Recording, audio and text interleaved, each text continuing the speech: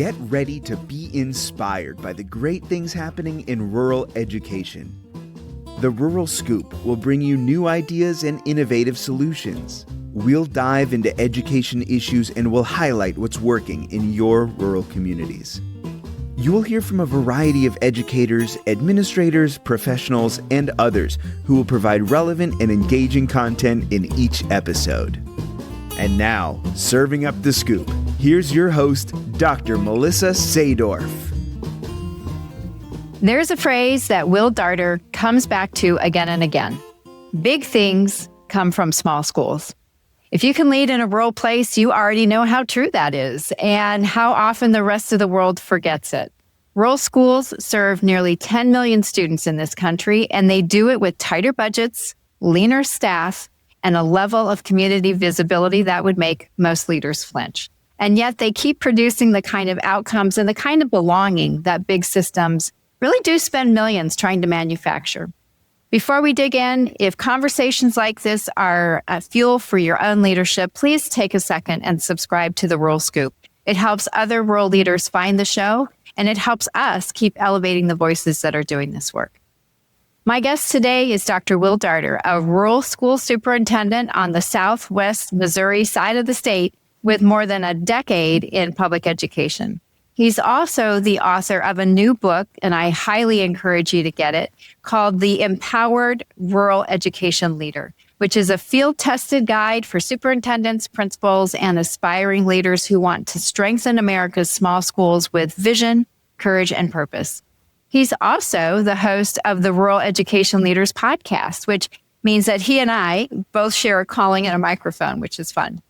Full disclosure for our listeners, Will and I were introduced by a mutual friend earlier this year, and we figured out pretty quickly that we're running in the same direction, which is awesome. And I'm excited to have this conversation because we're going to get into why he wrote this book, the framework at the heart of it, some honest realities about leading in a small district and why he believes that rural leadership matters, not just for rural places, but for everywhere. So let's get to it. Will, thanks for joining me today. Dr. Sadorf, thank you so much for having me. And like you said, it's so great to find connection with people who have similar heart, similar passion, similar purpose, all centered around the success of rural education, rural leaders, and rural students. So thanks so much for having me. Yeah, well said. Thank you so much. Well, before we get into the book, I want our listeners to really know the leader behind it. So can you tell us who you are and how do you come by this work of rural education? Absolutely. So really kind of interestingly, my journey in education started in urban education. Mm-hmm. I was a baseball coach and I was an English teacher in inner city Kansas City. Did that work for some time, enjoyed every ounce of it. It was really where I learned not just to teach content, right, but to teach people and to really reach people. I remember there are many stories, even in my baseball coaching experiences, of just finding ways to get kids engaged, involved, and really develop that passion for winning in life. And so from there, went to 2 suburban districts, learned everything about moving the needle and instruction and curriculum and assessment and how to really move some things forward in terms of that learning.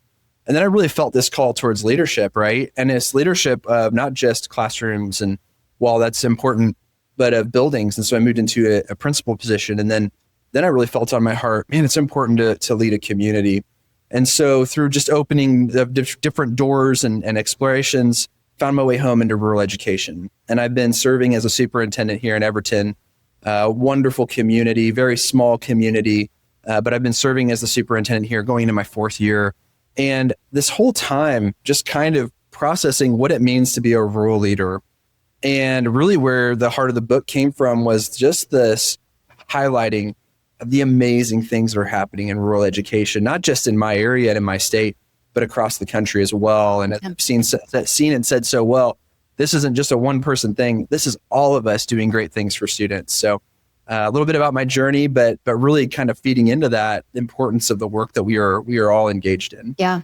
But was there a moment early on or a realization that you had when you said to yourself, rural leadership really is its own thing. It's very distinct from being an educator in an urban or a suburban area. What did that look like for you? That, I really need to be here because these are my people. This is my niche. And yet I understand that rurality is different. That's so well said. And it is different. I have a great friend of mine, Rocky, who always says, hey, rural leadership is like a speedboat, whereas some of the other settings, like a suburban leadership or something, can be more of a cruise ship. Requires a little bit more time, effort, and energy to move that ship. Whereas as a rural district, we can be so responsive. We can be so innovative. We can be so meeting of the needs in front of us. That big moment for me was really my first year as a superintendent. We had a whole hallway that had not been touched in several decades in terms of improvement. And we just put feelers out to the community. We said, hey, we're going to do a work day on Saturday. Anybody who wants to come up to the school can come up, our churches, our local groups, our students, our kiddos. Dr. Sadorf, it was such a powerful experience. We had over 80 of our students show up. We had over 40 of our staff show up. We had our churches show up, our families show up. We didn't just paint one hallway. We painted all of the hallways in our school. Wow. And so it was just one of those experiences that you sit there and you say, hey, I've had experiences in large districts. I've had experiences in medium-sized and smaller districts, but this right here, this is what education is, right? This is what it means, because we're not just making a difference in a hallway. We're making a difference in lives. We're making a difference in people. We're making a difference in communities for the next 10, 20, 30, 40, 50 years. Yeah. And so it was that moment where I kind of woke up and I kind of said to myself, rural education is really a special thing. And I don't think that there are many people who know how special it is. I think many times for rural educators, it's kind of out there on a gravel road or kind of out there a couple of miles or out there on a chip seal road. And no, the thing I've discovered is rural education everybody has a connection to a rural school somewhere, whether it's their father or their brother or a cousin or a grandma or even their own child. Everybody everywhere has a connection to a rural school. And so it's our job to make sure that connection is strong and vibrant and alive. Yeah, we're very well said. One of the things I like to ask fellow leaders that are in these rural seats, did you have a mentor, or was there a leader that shaped really how you show up for your district today? Well, I'm so glad you asked that. Going through education, I think we all, and if you're not connected to mentorship, I would highly encourage everybody to get connected to somebody, that is where you want to be as a person. I think the old way of doing mentorship was always find somebody that you want to be in the career 3 years, 4 years, 5 years down the road. And really, it's a different metric, isn't it? It's a different metric that says find somebody that you want to become in terms of the way that they go about their business, the way that they live their lives. One of my dear mentors who he's been my mentor and probably one of my closest friends for the past 10 years is Matt. And Matt was the one who told me about this job. And he said, listen, at that time in my career, I needed just something to push, right? I needed just that reignition of what it meant to be in education, what it meant to be a leader. And he said, hey, there's this tiny district, in Everton. You should definitely put your name in. And, it's funny when your mentors say things to you like that, because you're like, well, I'm not seeing this. I'm going on this trajectory in my life. And this is what I want, or what I think that I want out of my life. And when he said that, and I came here and I was able to interview, it wasn't just something that I was interviewing for a job or a career advancement. It was just this thing that gets into you really quick, where you realize, wow, there is something powerful about what it means to educate within a community.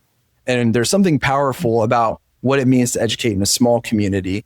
I'm sure we'll talk about dynamics and challenges and struggles, but those are all things that are part of that experience, where you realize this is a life-changing experience, not just for them of what I can give to them, but what also I get as a leader, that I can find that reignition of that spark. And that was one of the big reasons that I wrote the book, is I wanted folks to see the power of what it is to be a rural educator. But also, if you're a leader and you're a young leader and you have many years ahead of you before retirement, because for some unfortunate reason, we think that retirement is this metric, right? Especially as leaders. But if you're a young leader, if you are an old leader, if you are a veteran leader or a rookie leader, consider rural education, because you can make a difference in people's lives and in an entire community as a leader. Yeah. Yeah, that is so true. You are just so connected to the community. It doesn't matter what community it is. You really are somebody that has a huge impact on the people that you serve. So let's talk about the book, because you wrote this book while you were serving as a superintendent, which is no small thing. I know, I've done it. Yeah. I know Your that. book is great. I love your book. It's a huge resource for what my work that I do here. Absolutely. Awesome. Well, and vice versa. Talk to us a little bit about the word empowered, because out of all the words that you picked, that's a strong word. Why that one? What a great question. And I think many times when folks think of rural education, like I said, for them, it's kind of just out there somewhere. And the reason that I chose the word empowered is because many times when I even speak with friends in our field, colleagues in our field from larger districts or other settings, they'll say things like, "Oh, it's a rural school. How much can you actually do there, right? How much impact can you actually have?" Because many times that metric is measured by a dollar sign, or it's measured by size, or measured by location. And I really wanted folks, after church on a Sunday, they could get my book and they could read it on a Sunday afternoon before they go back to work. Wouldn't feel like PD, but it would feel like inspiration, encouragement. And my hope was that they would feel empowered. My hope was that they would say, "Hey, you know what? It's not that this defines my impact as a leader, but as a leader, I can bring the impact that I choose to my rural school." And so the empowered part was just this sincere hope that as folks read the book, they would look at it and they would say, "Hey, that's me. Like, I'm somebody that can go in and with this framework," and I put it in a framework so it has some handles on it. But with this framework, I'm able to go in and I'm able to change lives. I'm able to change destinies. I'm able to change communities. I'm able to go and work with my team and build the culture that I'm dreaming of, because in a rural school, you can do it relatively quickly too.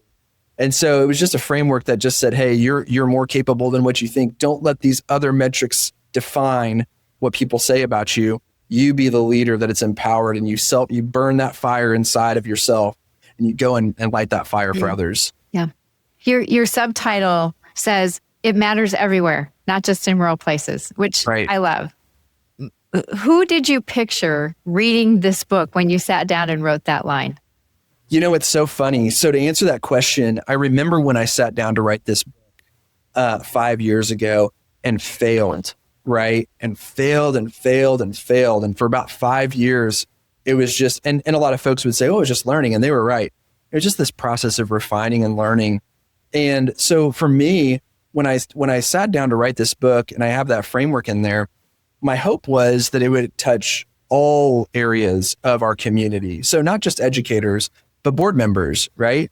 I hoped that, and it has, which has been so fun, but I hope that our students would read it. I hope that our parents would read it, but also, Dr. Sadorf, I hoped our representatives and our senators at our state level would read it.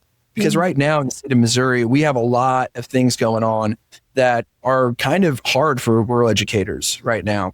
And I know that that's the case for many folks across the country. And the reality for me was, you know what? We need to do a better job as rural educators. We need to do a better job as rural leaders, as people who care about these communities and care about these kids, of telling our story and not just letting a story get to our capital and then making decisions, but telling our story and saying why at the center of our state, especially in the state of Missouri, where I am and what my heart and my passion is, the center of our state is rural education. According to our most recent data, 70%, right around 70% of our districts are considered rural in the state of Missouri. So education in our state, you can't see it out my window here. I'm actually in my kindergarten class because my office is getting reworked. But you got to love that about rural education, right? Yes. Got to be flexible. But most education in my state looks like what it looks like outside this window right next to me, which is a long grassy field, a tree line, some older equipment, some older areas here in town, some housing, but it looks like that. And so I really wanted to just write a story that would get into people's heart, would inspire them, and would give that connection we talked about earlier, would relight that fire to say, "Hey, I remember my dad, I remember my mom when they grew up in a town and their graduating class was 15 kids and it mattered. It was important." And I just wanted it to be something that people could read. The other thing for me too, and I love the point that you made. Yes, rural is its own thing, but we are all education, right? And so I wanted our folks and our friends who are in bigger districts, I wanted our friends who are in our urban and our suburban areas to know, hey, we are doing the same work.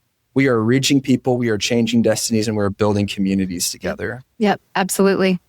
You mentioned the framework that is central to your book, and that central idea of your framework is really building a rooted vision that your whole community can rally around. Yeah, absolutely. And in a rural place where everybody knows everybody, what does it actually look like to get a community that may have very diverse perspectives aligned behind that shared vision coming from the school?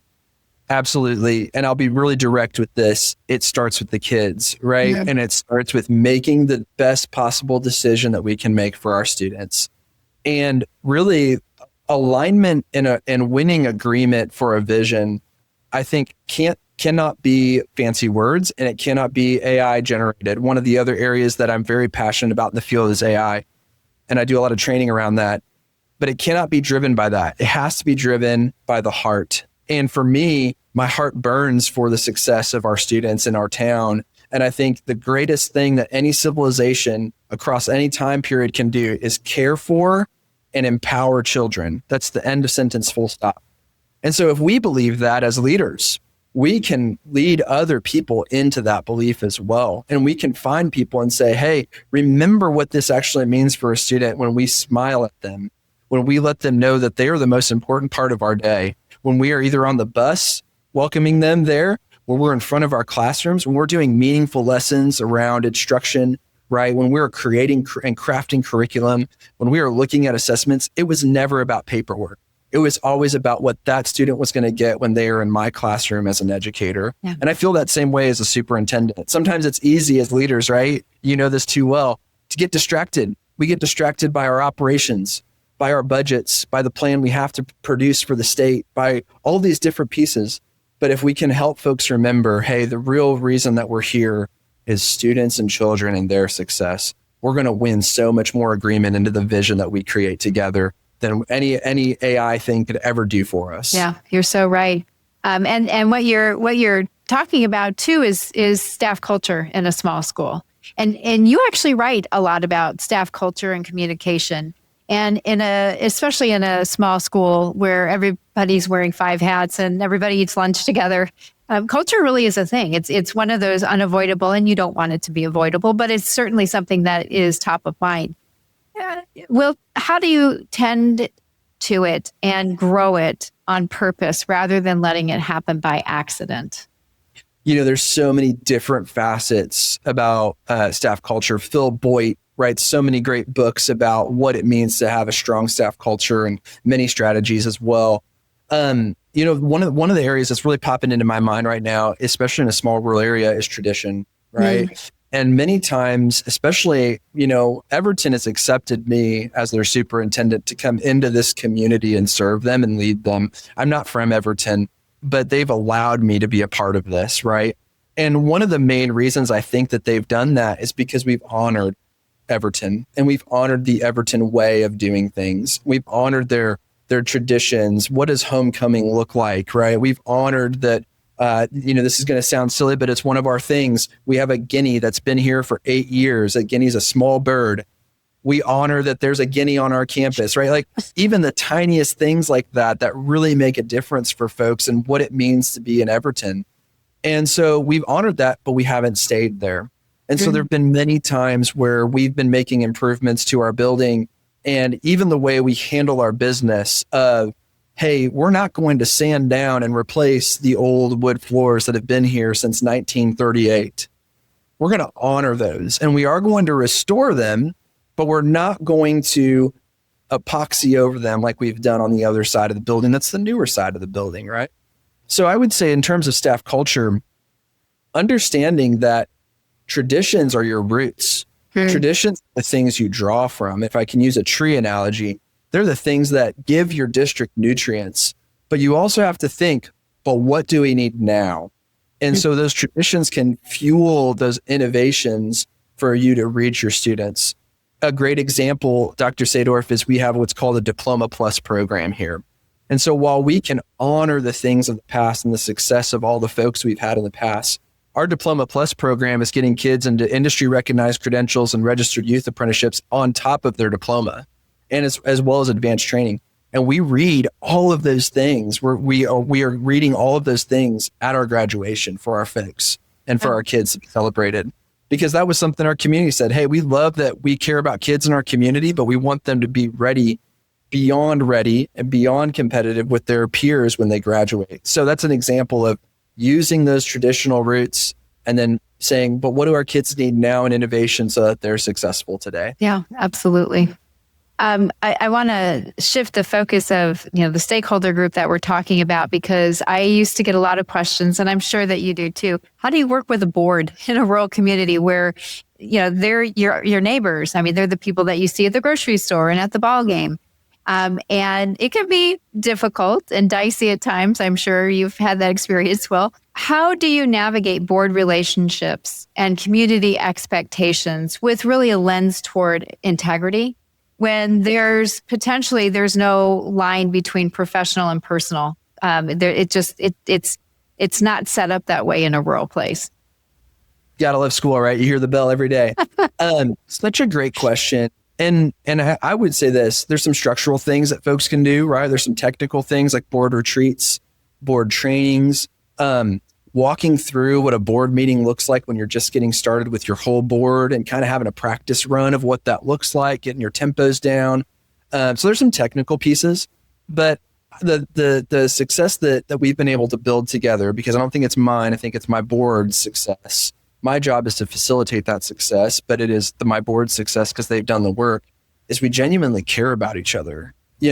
Whether, someone is sick, or they lose, a loved one. We just had a death in our community, sent shockwaves, unfortunately. So of course, there's some pain there and some grief.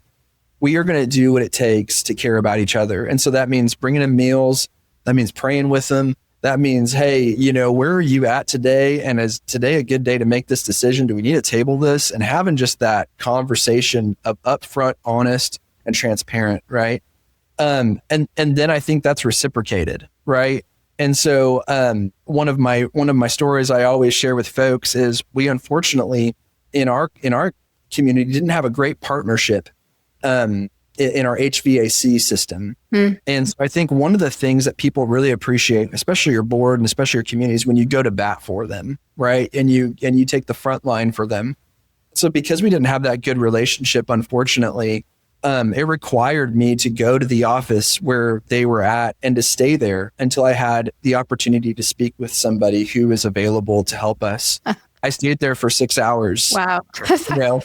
And you know what? I would do it again, because at the end of the day, it was our kids that needed help, and that HVAC system company unfortunately didn't work out. We went with a better one that was more local, could meet our needs a little bit better. But my board really appreciated my willingness to go to that place, to stay there, to take the time and to go to bat, right? And so I think in a rural school, as leaders, you have to be willing to go to bat for your team. You have to be able to take that banner and to run up the hill and to say the work we're doing is the most important work, and we want good partners and we want you with us. And what it means is impact and success for students. And so I think that's a big part of it. Yeah, well said. Will, what advice would you give to a brand new superintendent walking into their first rural board meeting? Because as you know, we've had quite the turnover in the last couple of years, especially in rural seats of the superintendency. Do you have anything that they can take with them? I would say the biggest thing is do the prep work that you've got to do before the meeting. If you're walking into that meeting and that's your first kind of, this is how this is going to go. I always say this especially with my coaches, you don't just show up to a game, you have practice, right? And so give yourself that technical time to have a practice board meeting with your board president and say, hey, what does this look like? Let's walk through this a little bit. And what do you like about one of my favorite questions I ask my board president every year? What do you like about our board meetings and what do you not like? Because they'll let you know what they don't like, and then it's, well, do we want to change that or do we want to not change that? Right. So I think the ability to have those open, honest conversations prior to, and then when you're in the meeting, just giving yourself freedom to have that piece, right? To not be ruled by performance, because I think when we're ruled by performance as leaders, everybody feels it, right? And that interjects that tension into the room. But if we can be led by peace and say, I'm here to serve, and part of leadership is service, right? and I want to help this team be successful. So what does my role look like? Getting some clarity on that too. What does your role look like? Getting some clarity on that. And then just step into it. There's a point for every new leader. You have to step into what your position is. And you have to say, as the superintendent, I want to be here to serve. Here's our finance. Here's our operations. Here's this. But behind it, and again, it goes back to the heart, behind it is students. And so we're going to connect all these things to student impact. We're going to connect all these things to our community and what this means. And then I'm going to carry that banner up the hill in this meeting. And I'm going to show you, I'm here for Everton. I'm here for my district. Let's go take some hills together. I love that. That's fantastic. So, Will, one of the things that you talk about in your book is creating systems that really reduce burnout and increase clarity. And rural leaders, I'm guilty of it, I'm sure you are too, are famous for running on grit until there's nothing left in the tank. So can you talk a little bit about systems that you have deployed that actually make a difference for you or that you would recommend others to consider? Absolutely. And my 7-year-old daughter just found this fascinating moth. I know this is a weird way to answer a question, but it's called it's the giant leopard moth. And it is a moth that's native to Missouri. And it takes 2 years, Dr. Sadorf, this is a little science lesson, takes 2 years to go from when it begins through larva, cocoon to hatching. So it takes 2 years for that process, doesn't eat anything once it hatches, and it goes for 7 days and dies. So think about that as a leader for a minute. How many times do we work, prep, win alignment, and then we don't feed that anymore after it's hatched, that initiative, that drive, that culture, we don't feed it after it's hatched, and then it dies, right? Yeah. And so the big thing that I would say as a leader is not just the ability to launch things, because we're good at launching things, right? We're good at initiative fatigue, is that great term that's going around right now. We're good at all of that, but the ability for a leader to feed that fire after something is born, right? And so what does that mean? It means taking care of yourself, number one. It means lighting the fire inside of yourself. For me, I'm driven largely by my faith. I'm driven largely by my connection to my family. I'm driven largely by my connection to my community and the ability to make an impact of significance in other people's lives, not just success, but significance at a higher layer. And so if I can take care of those things, if I can eat right, if I can work out, if I can do the pieces for me that I know that I need to do, if I can take care of myself spiritually, through prayer and scripture, if I can take care of those things, I know that I'm putting in the things that keep that fire burning. So going back to the moth, I think many times we build, and then we burn out. And so as leaders, our goal is to learn how do we build that fire inside of us so that we can keep feeding those things that make a difference in folks' lives. Yeah. Yeah. I hope our listeners take that to heart, because it's true. You gotta fill your cup. You can't pour into others with an empty cup. It's not selfish to take care of yourself. Yeah. Yeah. Now you frame student success around the idea that in a small school, every child counts, and you need to know them by name. Yes. And I 100% agree with that philosophy.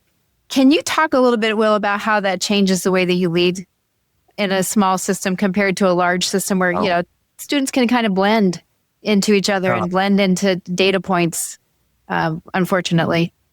Well, I'm really excited because this year our enrollment is up. When I got here, we were pretty low in enrollment. We've been growing every year I've been here. We're looking at our highest year next year. We're really excited about that. But we hear it from our parents all the time, and we hear from our parents, hey, at this other school, there's no shade against this other school, they didn't know my kid. They didn't know what my child needed. And Dr. Sadorf, I've got 3 kids. I've got an 11, 10, and 7-year-old. And the thing that shifted inside of me was realizing, hey, when my kids were old enough to come to school with me, if I would do this for my own child, why would I not do this for another parent's child? Why would I not take time to check out the cool artwork that they're making and they want to show me, right? Why would I not take time to help them in the lunchroom? And so I think as a leader, it's just having this comprehension and this mindset shift that I wouldn't walk by my own child and not give him a high five in the hallway. I wouldn't walk by my own kid as that metric that I measure that by. I wouldn't walk by my own kid who is asking me to go outside and play tetherball or, play a little bit of wiffle ball or something. I wouldn't walk by at my own house and say, nope, I'm not going to do that. why would I do that here at the school? And I think as a rural leader, while you do wear many hats, you also have room for connection. And I would say that's your higher priority than any budget, than any operations plan, than anything that you are brilliant enough to figure out and put together. Your highest priority as a rural leader is connection with students, connection with your staff, and connection with your community.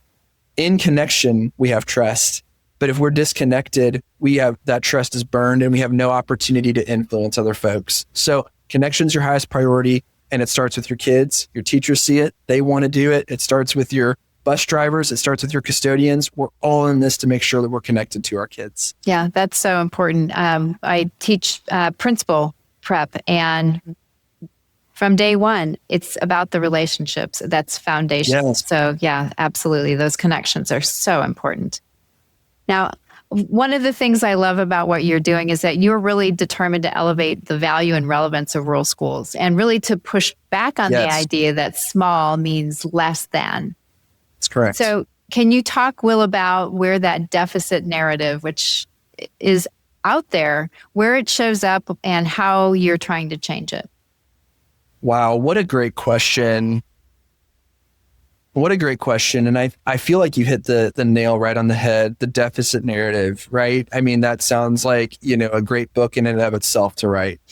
I think, unfortunately, that when people think of rural, their perception is that there's not enough resources, there's not enough access. And one of the things I've discovered as a superintendent, a lot of businesses don't think that there's a lot of partnership with rural places because of money.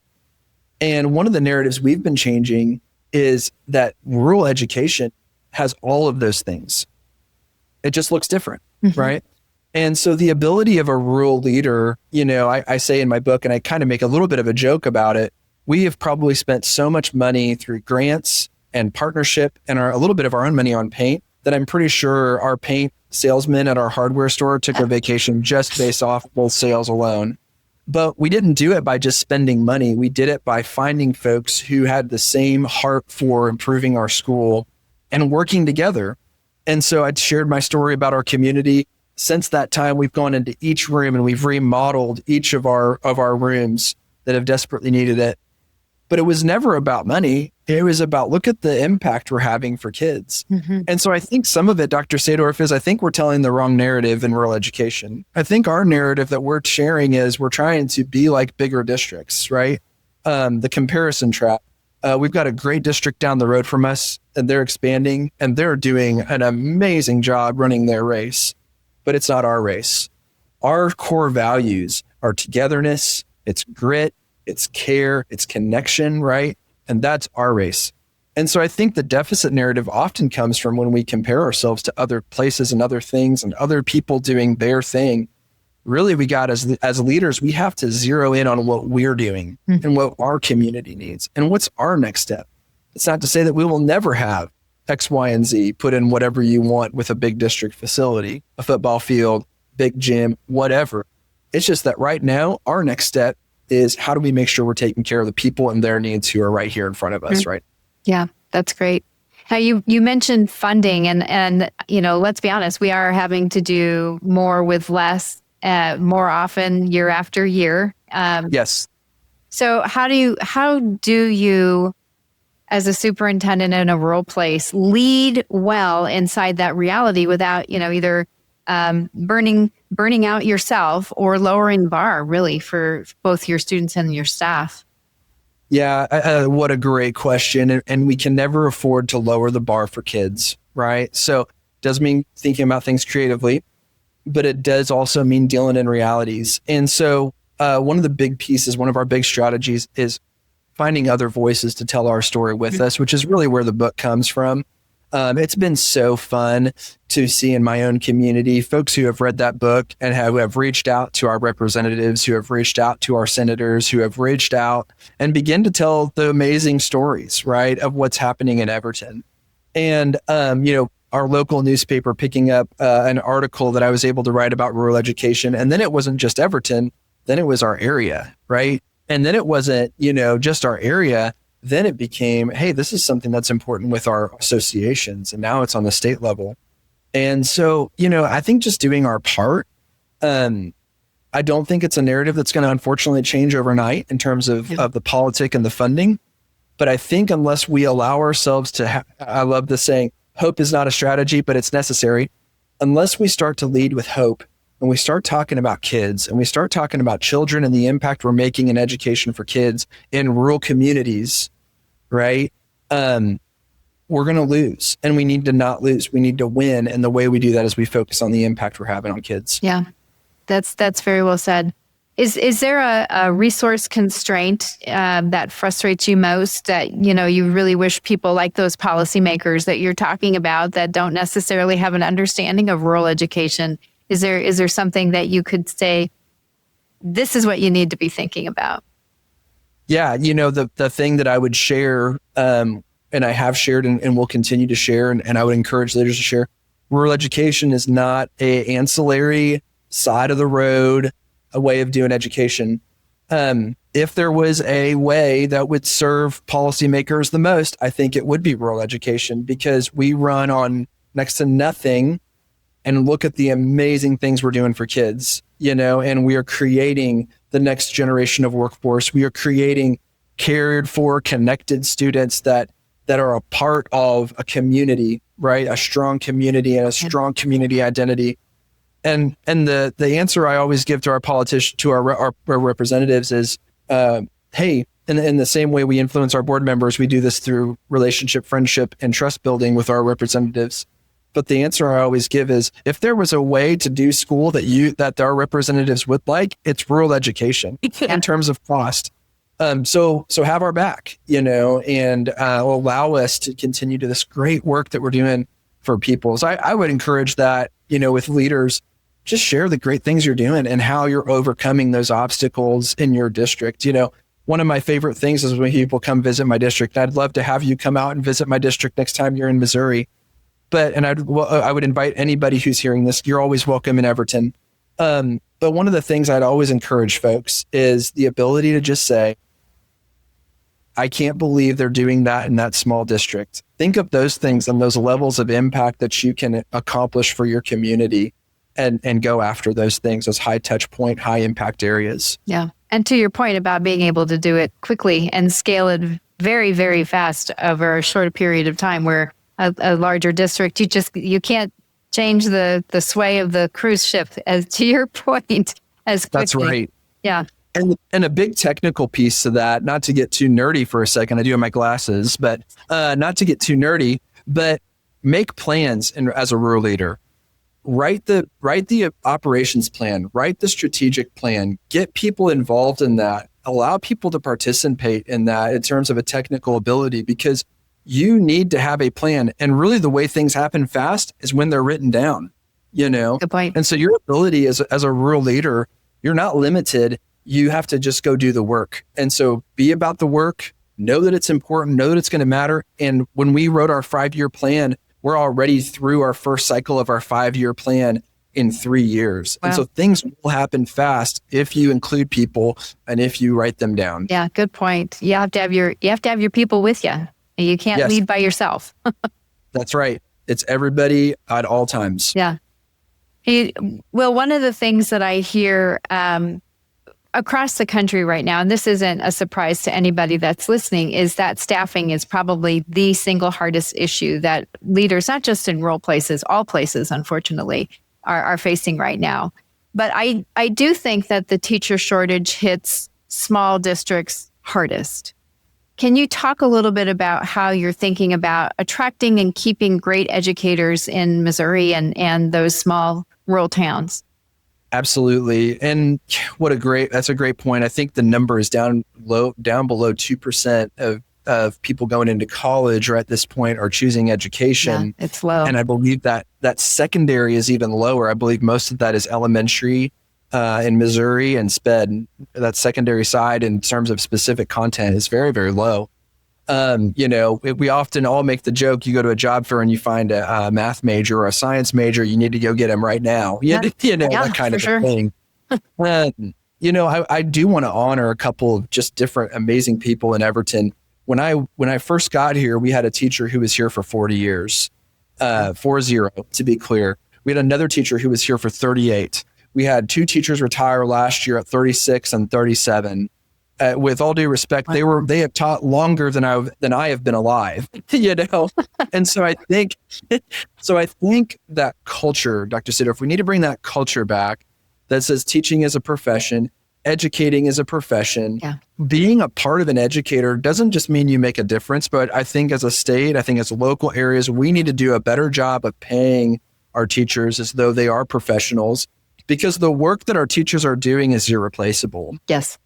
In every community and every setting, but especially in rural areas. In rural areas, you have teachers that don't just teach content. They are our coaches. They are our bus drivers. They help out with picking things up that we all work together on, preparing our gym together and saying, hey, I need your help over here. And they're in. It's a special kind of person that's a rural teacher, not just an educator, but a rural teacher as well. And truly, I'll say it this way, our rural teachers and all of our teachers, but our rural teachers are leaders because they understand what it means to be a part of something that's bigger than them. And so I think in terms of retention, I think there's a couple of pieces to this. Honoring, number one, create a culture as a leader that honors other people, that honors their effort, that honors their time, that honors their intention even, that honors their heart. And you have to be plugged into your community, and you got to be plugged into your staff to do that. Mm-hmm. One of my favorite things at staff meetings is to do the little surprise honors. And people, especially in a rural community, they're like, I'm just doing my job. I'm just here to help kids. And it's almost like they're like, please don't, because they genuinely believe in students, And as leaders, we still should. We need to honor those people. So number one, honor. Number two, continue to fight for good funding for your teachers. I've taken pay cuts. I would encourage every rural leader at some point in your career, make sure you take a pay cut so that your teachers can get paid more. They deserve it, and it's important, that our teachers are paid more and our staff are not. And I'll also say this, our non-certified staff need to be paid more. My dad was a school custodian. And so I learned everything from school, not through the eyes of an administrator, but through the eyes of somebody that served children as a custodian. And so our non-certified folks, we want to make sure that they're taken care of as well. And also as a leader, what you can do for both of those things is you can begin making plans, and you can begin forecasting, and you can begin projecting, and you can begin doing the technical side that you are in the chair for what you're there for as a leader, to make sure that those things and those people are taken care of. I love that our staff in Everton has been paid more now than they've ever been paid in our district. I love that. And that's what we want. We want to continuously improve that our folks are taken care of, that our district is taken care of, that you being here, we honor you, not just with our words, but also with our actions too. Mm-hmm. Yeah. So important. So important. So Will, you've written, and I agree with you, that rural education stands at a crossroads, and that the choices that we're making right now decide whether small schools, rural schools, whether they survive or thrive or even disappear. Yes. But you've also written that you see this as an opportunity, including remote work, bringing families back to small towns, and all of the things that those revivals can bring. So can you paint both sides of that for us? Yeah, absolutely. And so I think we're in a very unique and interesting part of being in education right now, with the advent of AI, with the advent of remote work, where I think we're seeing a value shift from how much can I make, especially generationally, to how much of an impact and how much of connection can I make with our new workforce that's coming up and the leaders that we're beginning to see in the field. Yeah. And so I think when I was younger and in the field, it was the belief that I would go to a district, I would serve my time in that district, I would get into their leadership pipeline in that district, I'd get in that leadership pipeline in that district, and then I would be noticed by my hard work, and then it would open up another opportunity. And I think that's completely out the window. I think rural education creates this wide open landscape that if you are a leader that has courage, you're willing to take some risks, you're willing to invest yourself as a person and as a leader into your community. Just had a great breakfast this morning with our mayor talking about leadership. if you're willing to care about other people and you're willing to look a kindergartner in the eye and say, this is going to be the best possible education for you that you will ever experience in your life because I'm here, and you're willing to take that ownership, rural education offers you boundless opportunities. Boundless opportunities, not just for career development, which is important, but also for yourself. And so I always tell young leaders, I love that you're preparing principals, Dr. Sadorf. I always tell young leaders coming into the field, hey, there's 3 things you can be after in your career. You can be after status, which, let's face it, status is helpful. It's nice. Awards are great, right? Sure. The recognition is nice. You can be after success, which is, hey, you're paid well. Hey, you have the time off. Hey, you have a comfortable life. Hey, the things are going well in your job. Or you can be after significance. And significance is that highest level that we can achieve in our career, which is, and I think you probably remember this too. I remember Tim Quinn, my old English teacher, and he's the reason I'm in education, because he made that significant marked thumbprint of what it meant to be an educator for me and called me into that field, right? Yeah. So as leaders, we can be after all of those things. Rural education, hey, the status may be low, the success may be hard to find, but that significance, which is the highest layer of any career, is available for you, and you can have access to that significance as a leader almost immediately with the work that you do. Yeah, so true. My mother gave me a little saying. It was in a frame, and it talked about how you never know how you're going to be able to influence the life of a child. Wow. And I hung it next to my desk as a teacher, and it followed me all the way through assistant principal, principal, superintendent, because it's true. Every interaction is an opportunity to influence someone. And Absolutely. it's a heavy responsibility. I just had our mayor who, he really great guy, really, really cares about our community. And I didn't know this, but my first year here, his son was in our school, and he said to me, you said something to my son that set him on a completely different trajectory. And now he's owning his own business. And now he's doing this thing. I didn't even remember it. I didn't even remember that interaction. It didn't register in my head, but I thought to myself, thank God that I was faithful with that opportunity to take care of a kid, and I think that if we, I love your saying, I love that from your grandmother. If we can allow ourselves to have that importance, no matter our setting, but in rural education, the story starts changing. Absolutely. Yeah. Wow. I love that. Okay. So I want to shift gears. I want to shift gears just a little bit here, Will, and set you up as the ask the expert. So if you were going to give advice to a new or even an aspiring role leader, because you've written quite a bit on the first 100 days of a leader navigating that trajectory that really will set them up for the rest of their leadership career. So there's a listener that is just about to step into their first rural superintendency, what do you want them to know? I'd say number one, don't do it alone. If you're looking at something as a rural leader, and you can't find it within the first 15 minutes, you need to call somebody else. You just don't have, and I mean this with grace and kindness, you just don't have the time to be stuck on something. So the capacity to show up and the humility to reach out, right? The ability to reach out to someone else, say, hey, I don't know where I'm looking for this thing. Have you done something like this? What does this look like for you? And the people that I do that with even today, going into my 4th year, they're people who've done it longer than me.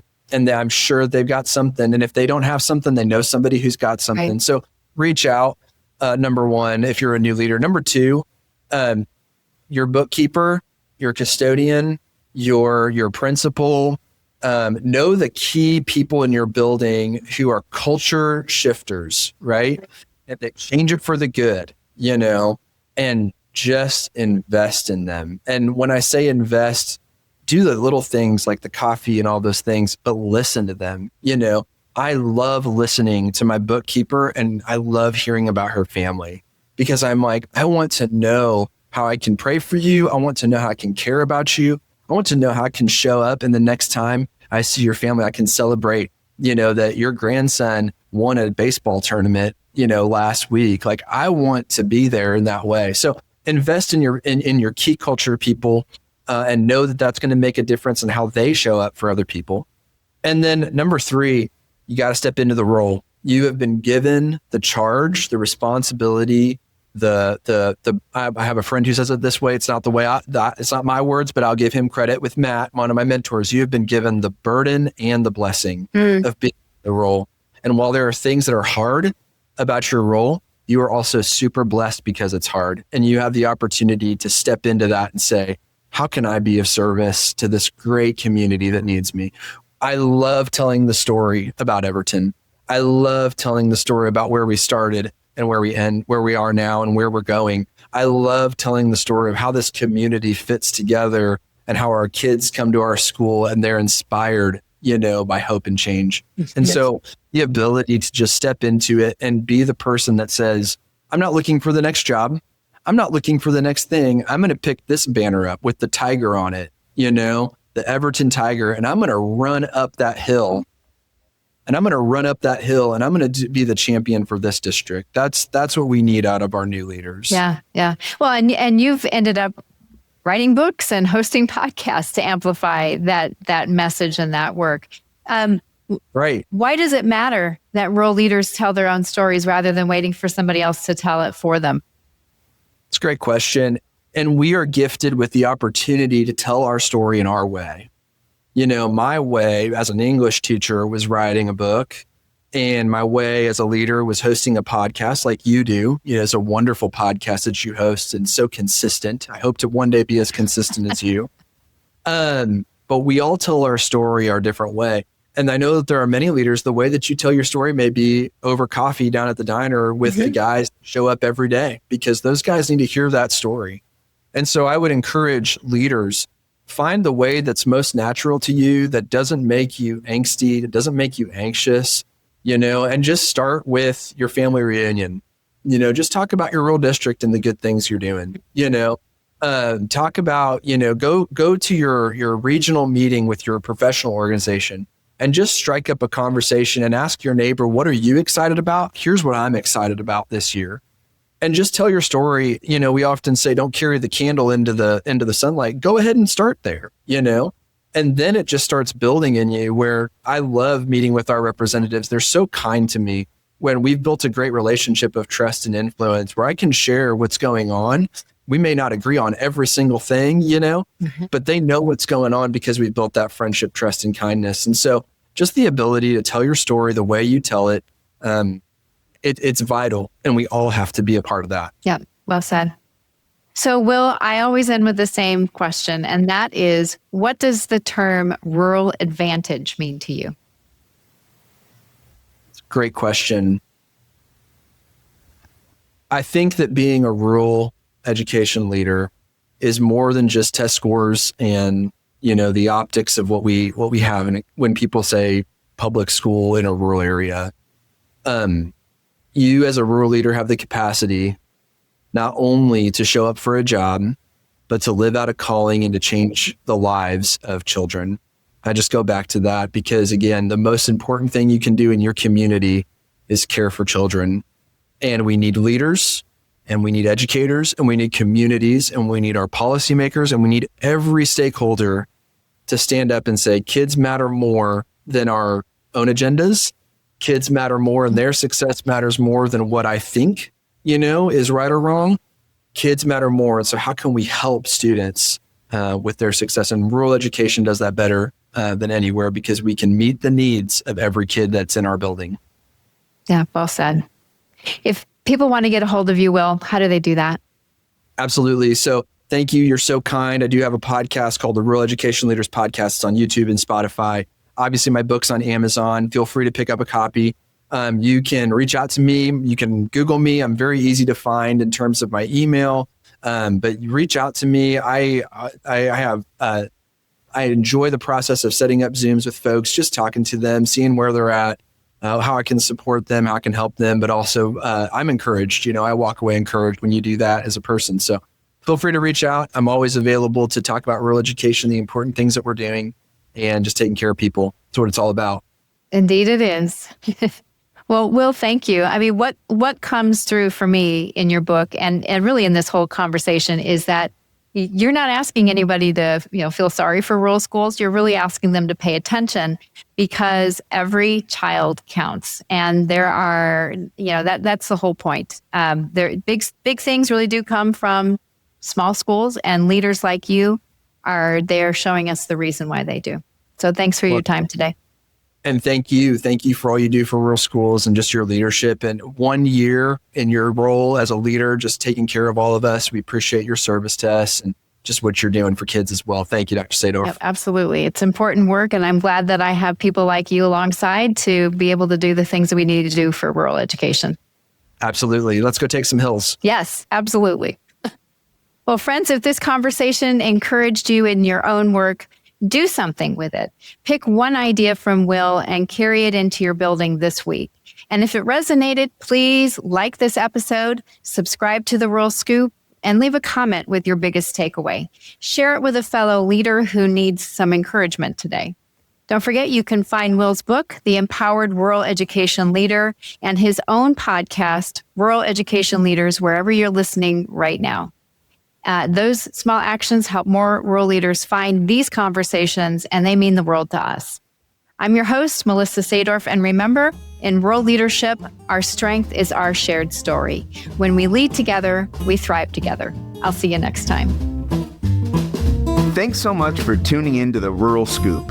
If you enjoyed this episode, be sure to rate, review, and subscribe. Your support helps us keep these important rural conversations going. And we'd love to hear from you, so feel free to leave a comment or share your thoughts. You can follow along and never miss a new release by subscribing on your favorite podcast platform or by following us on social. We're on YouTube at The Rural Scoop, Instagram at msadorf1, and X at msadorf03. The Rural Scoop is produced with support from Vela Educational Consultants. To learn more, visit velaconsultants.com. See you next time for more great discussions about rural education. And as always, keep leaning in to the rural advantage.